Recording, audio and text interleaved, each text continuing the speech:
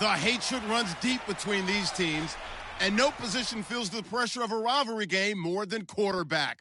Can this fella look past the emotion of the game and deliver a victory for his team? It's the Steelers going up against the Browns. It's set to be a cold one on the shores of Lake Erie as we send you up to First Energy Stadium. Our commentators, Brandon Godden and Charles Davis. The forecast calling for more of the same of what we're seeing right now, a steady coat of fresh snow here at First Energy Stadium in downtown Cleveland. Today, it's a Week 14 matchup that should be a good one between the Pittsburgh Steelers and the Cleveland Browns. Hi again, everyone. With Charles Davis, I'm Brandon Gaudin. And, Charles, we look at this Browns ball club. They were winners last time out, so they'll be looking, Charles, to...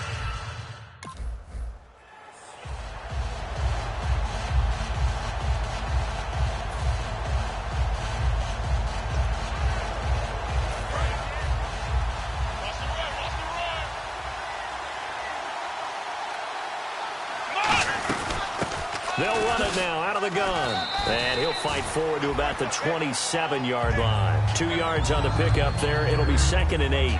It's really simple to say that they know their identity, that they are a passing team. But one of the reasons that they're so successful, they know how to mix in the run and make sure that they keep the defense off balance and not able to just simply say, let's go get the quarterback and disrupt things. Over the middle here to Coates. And a nice gain of 21 yards. And on this first drive, looks like they want to get that vertical passing game going early. And they did, and what a warning shot they just fired. If you're not going to back up and play coverage deep, we're going to attack you all game long. And once you adjust to that and you start to back off, then that opens things up underneath. A really nice start for them. Great way to get the game going. They got 18 yards out of that one, and it gets them a new set of downs. I do have to admit, I like it when it all comes together. When the top part, catching the football, right, whether you're catching it with your hands or cradling it, comes together with the legs, in this case the feet, did a little toe tap to stay in bounds and complete the catch. And a great job by our crew on the camera shot. Love when you see the grass or on the field turf, those rubber pellets flying up. Great catch. As tight ends go, he might not provide the super flashy plays very often, but he's pretty reliable. Usually an excellent target, and normally catches what's thrown to him, but he didn't on that play. And the hit jarred it loose. It's incomplete. We know it's not an easy job to go out and catch passes when people are trying to tackle you and knock the ball away, but the bottom line is that's a pass he's got to have and a pass he should have caught. Well, here we go now. An extra defensive back in there on 3rd and 10. They'll look to throw, and it falls incomplete after almost being intercepted. A pick there would have been great. The good news...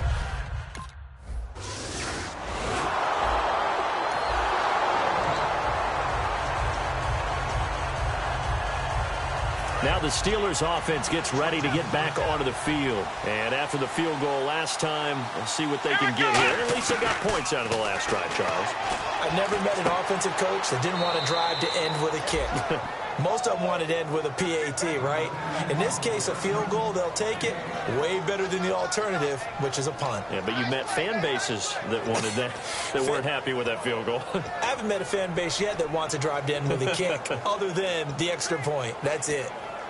Fresh set of downs here.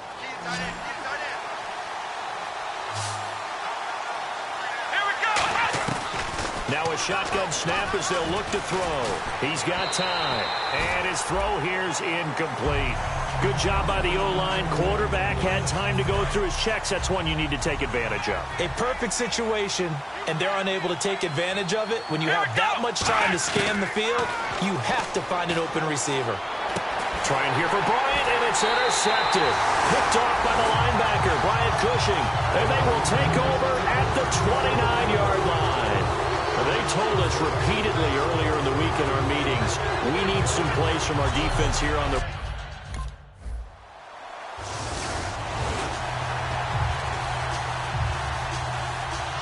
And Pittsburgh getting set to take the field. And following the interception, just any interception, are you a little bit more cautious when you start that next drive, or no, you just throw that out the window? I think you are. I don't think that there's any way you can run back out there and go, totally didn't affect me. Let's just go ahead and be loose with the football again.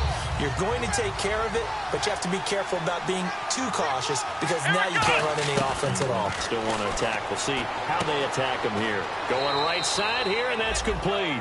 A good pick up there of 20 yards. As the field starts to get condensed, the defense likes that a lot because now you don't have as much space to cover, but a well-run corner route there.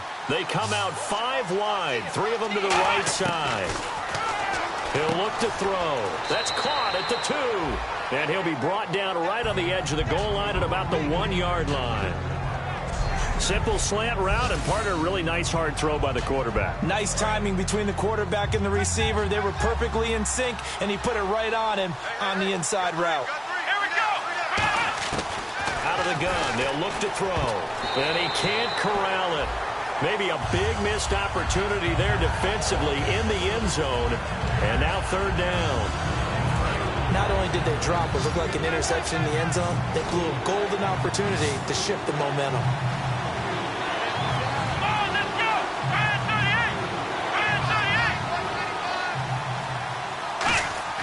The play-action fake. They'll look to throw. Escaping the pressure right. And he's in for 6 and a Steeler touchdown. It's their quarterback taking it in. And the Steelers are going to add on to their lead. He didn't originally want to run, but he didn't see anything in the passing game, so he scrambled. And wouldn't you know it, he scores a touchdown anyway. It's awfully nice to have a quarterback who can make things happen with his legs.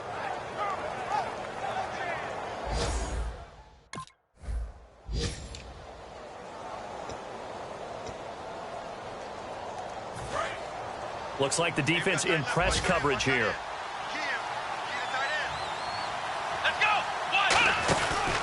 They'll give it to him right up the gut. And not much running room. Down to the 32. It's a pickup of 4, and it'll bring up 2nd down.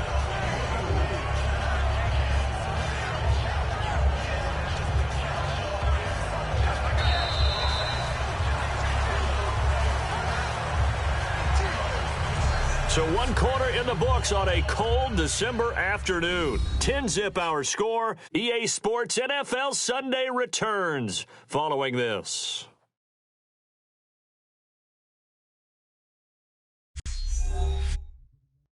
This presentation on EA Sports is brought to you by Gatorade, the sports fuel company. Back with Charles Davis, Brandon Gaudin. It's Steeler football. 2nd down, and the offense in search of 6 yards. Bryant, the lone receiver, left. From the shotgun, he'll look to throw. And Bryant's got it over the middle. And he gets this one all the way down inside the 15, just shy of the 10. And in this weather, I know you weren't a quarterback, you were on the defensive side of things, but how hard is it to throw that football? It can't be easy because you never know how the moisture is going to affect things, and each quarterback handles it differently.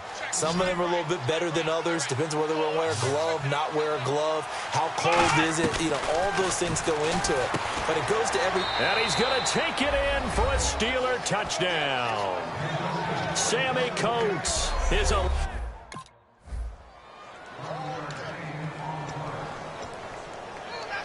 And Pittsburgh getting set to take the field. And they were able to punch it in the end zone last time. They'll be looking to do that again here for the defense. Obviously, they'll be looking to stop them from punching it back in the end zone. It always is punch-counter-punch, isn't it? And which team has the advantage? Well, let's just go back. Last time on offense, they rolled downfield, got into a good rhythm. You can see a little more bounce in and out of the huddle. You can see the sideline really get into the game. So defensively, you're thinking to yourself, how do we take that away from them? How do we get the advantage back? Let's see what they come up with. I think pressure is always the first way to go. You love pressure. I love it. Let's see if they dial it up this drive. And they'll run it here. And he'll lose yardage here. Back to the 15. It's a loss of 5 there, bringing up 2nd. The defense won that play so fast that I think if the running back even had time to notice if anyone was there, it was just a blink of an eye, and there was a loss on the play. Looking to throw. Complete to Bryant. And he's brought down after a good gain. A good pickup there, 26 yards. Well, it's one thing to complete that pass on a nice sunny 70-degree day, but in these elements, that's a tough thing to do. It is, and let's just put the whole thing together, not just throwing the ball. Trying to protect the quarterback now when you got the pass rushers coming at you. Maybe things are a little slippery on the field. The guys trying to cover downfield, wanting to make sure they keep their footing as the guys make their cuts. Looking back and locating the ball, you name it, it's difficult all the way around. But the guy throwing it, he may have the toughest task. Back to throw now on 2nd and 10. He's going to float this one deep right side. And it's knocked away and incomplete. Fans do love the long ball, don't they? And he already found his guy once. Tried to give him another chance there, didn't he? Yeah, he did. Couldn't connect, but as you alluded to, he does have that touchdown from earlier, trying to keep him in the rhythm. They'll set up to throw. He completes it to Bryant. And he's taken down at the 43, but not before picking up the first. I don't care how many times we see it. I still get a kick out of watching quarterbacks and receivers do the pass tree in pregame warm-up. But I always remember that when we go to practices, we see that after practices as well. They really tune it up, don't they? They tune it up. They know why they do it for these situations. First down. And they build that trust, and that's why they're able to find him in this type of a situation. That's going to go as a loss of 4, and it'll be 2nd down. Offense walks to the line for play number 7 of the drive. Let's go! Now they'll throw here out of the gun.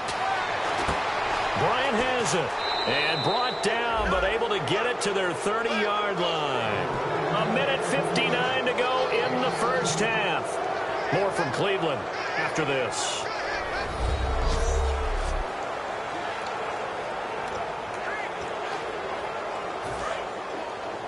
A reminder coming up at halftime while the two of us head for warmer areas of the press box. We'll be sending you to Orlando where Larry Ridley will have highlights and analysis of this first half. Send me to Orlando, please. Don't be so soft. After watching him drop that slant, I can hear my old coach's voice ringing in my ears right now. You can't run with the ball until you catch it. Trying to get those rack yards before he secured it. He'll try again with the arm here on 2nd down. Wide open receiver complete.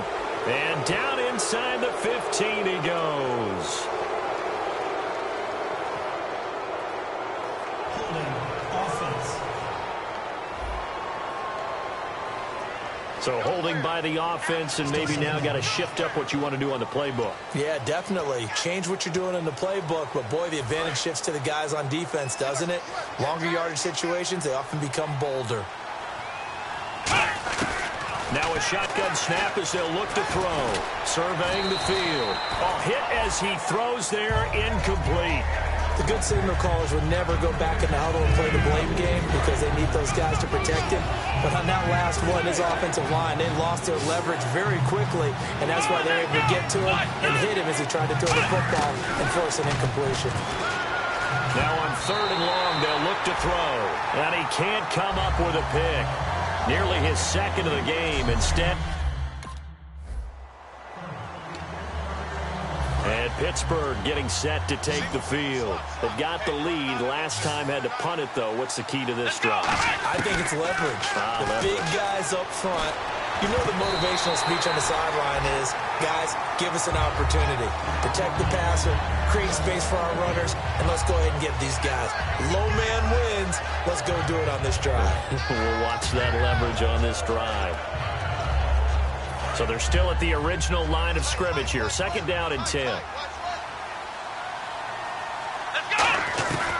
From the shotgun, he'll look to throw. And an incomplete pass. That'll stop the clock here with just under a minute to play in half number 1.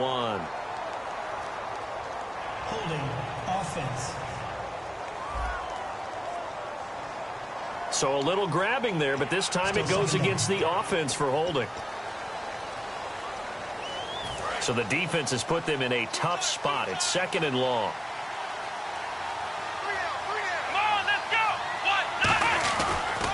They'll give it to him right up the gut. And he'll find some room to get this up to about the 14. Give him 9 there. They still need 6 more now on 3rd down. On a 2nd and long, it's really nice to see an offense that has enough confidence to run the football in that situation. I think that goes back to their practice and game planning. They've seen things that they've seen on tape and in previous games that led them to believe that even in a long-distance situation, they can still run the football and gain enough yardage to put themselves in a good spot on.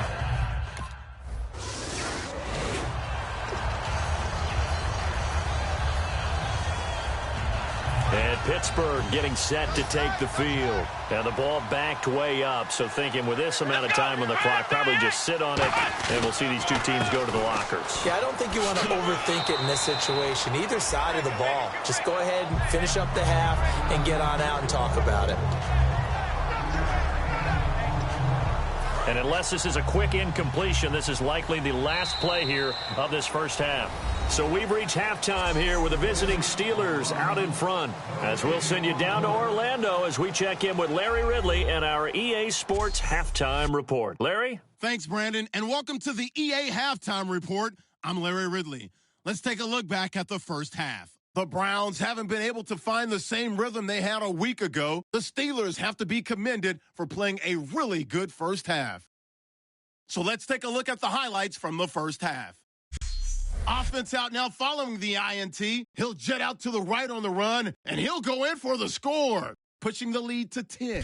Steelers take it early in the second. The completion is made on the slant, and he's going to go 11 yards for the score. Steelers now up by 17. So that'll do.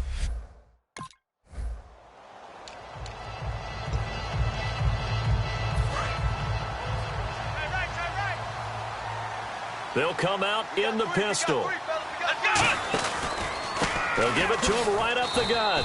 And he is going to lose yardage here. A loss of a full 3 yards, and now it's second down.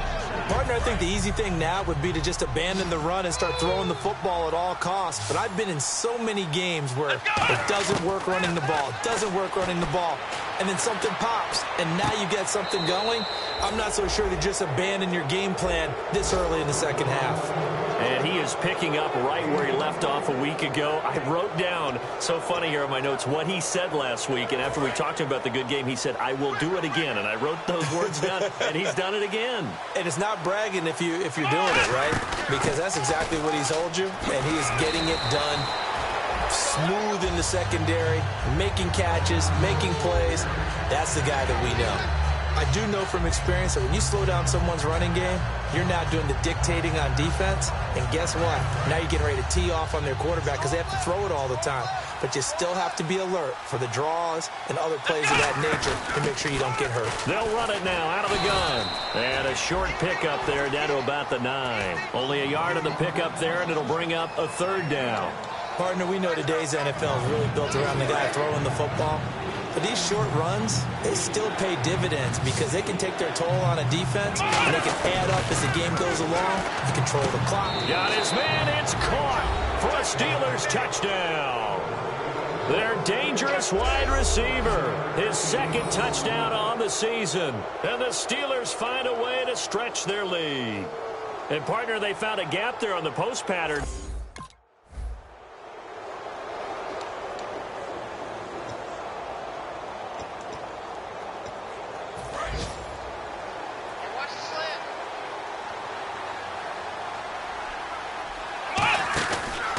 Going to give this time to the tailback.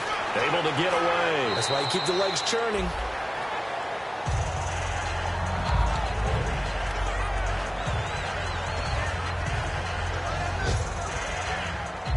See if they stay on the ground for second down. Again, we'll see the pistol here. And they'll go on the ground. So quick on the spin. He's spinning, man. And he'll get it out near the 40 to the 39.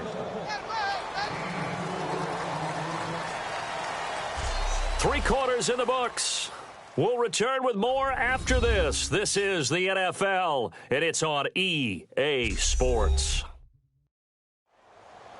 And we're back now here in Cleveland. A lot of folks starting to make their way to the parking lot. Their guys trail big here to begin quarter number 4.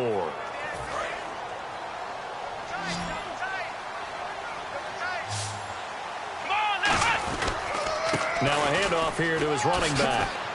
And he'll be taken down, but not before he gets into enemy territory. It'll go as a gain of 12. And the Steelers are going to have a first down. Well, I'd say that run's pretty emblematic of what we've seen all day long. No matter what they've done on offense, this offensive line has controlled the line of scrimmage, giving them time to throw it, run it, do whatever they wanted. That's why there are points up on the board. And right now, the psyche of the offense, we're in control, and we can do whatever we feel like doing out here on the field. We always like to talk about defense in terms of levels. First level defensive line, second level linebackers, third level defensive backs. On that run, that was what we call a first level run, and it was stopped by a second level player. And he'll give it here to his running back. And he is going to lose yardage here. So he loses 3 yards there. Now third down. Brandon, that play ended so fast, it's almost as if the quarterback handed it to the runner, and the tackle was there right away for a loss of yardage. And they'll lead the 39 here for a first. This is third down. On the run, it's Burkhead. And he'll get this down only to about the 46. Give him a couple on the run as it brings up a fourth down.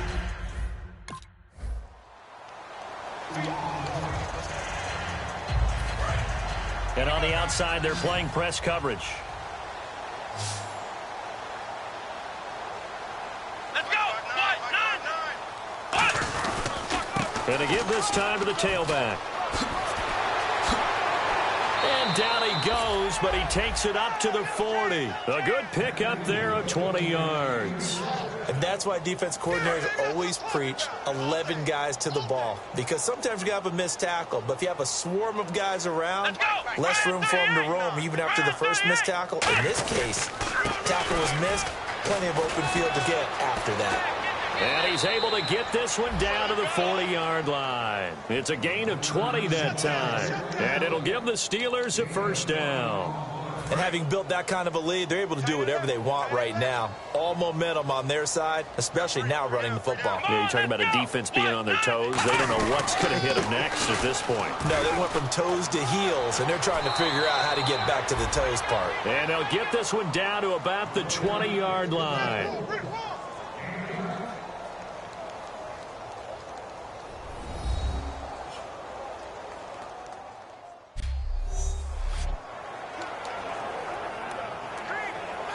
So the Steelers with the football as we get you reset. And let's see what they've come up with offensively after having time to talk it over. They'll run it now out of the gun. And he's going to fight his way forward here for a modest gain. And give him 4 yards there. It'll be 2nd and 6. Yeah, another good run there. He's been such a big part of their success here this afternoon. And that last carry, it puts him over 100 yards now for the day. Now the 4th-year man from Texas A&M, Christian Michael. No gain on the play there, so they're left with a 3rd down and 6. But at least he was able to break that initial contact, or it could have been a loss. Yeah, give credit to the defensive player, though. What did he do? Made him slow down, slow up his feet, and allowed the rest of the guys to get there to finish him off. Now Burkhead. And he's brought down just outside of the 10 at the 11. And he's just short. He got 6 of the...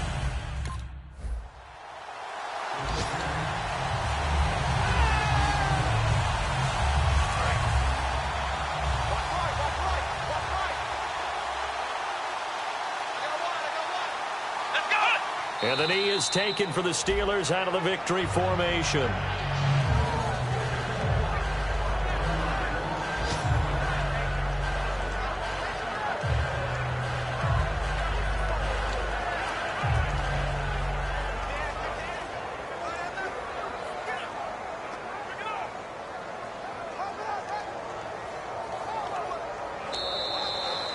Well, partner, there's something special about a game in the snow. Just always fun in these elements, although a little chillier up here in the open-air booth. The only thing that's not fun is that we got the mid-game notification that our flight was canceled tonight, but we'll deal with that later. It was really a fun game to watch, though. It was, and there is something special about games played in the snow because the element of surprise really kicks in. You don't know how they're going to handle the ball, if someone's going to make a dramatic play just out of nowhere, and all of a sudden it just changes the course of things. But a big shout out to our crew to make sure that we were comfortable up here, as comfortable as one could be. In these elements, they took care of us and made sure we were dressed properly. So for the Steelers,